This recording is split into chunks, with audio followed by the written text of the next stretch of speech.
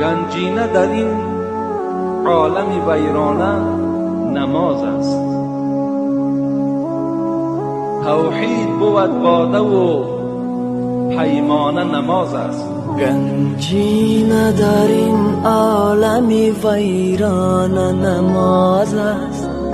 توحید بود باده و پیمانه نماز است. رفت و اگر دانید که همین روز آخرین روزتان است، مردم رو چی میگفتید؟ دلاور بسیار سوالهای پیدا شد که من در ذهنم نبود که از شما این سوالها بر من می شود. اگر دانم که فردا من نیستم، مردم گویم که ترس خدا را برای خودتان پیشه کنید. خانواده ما همه را در آغوش بگیرید. پیامبر امام حسن امام حسین پیش از آخرین لحظات در آغوش گرفت، بوسه شان زد. منم شاید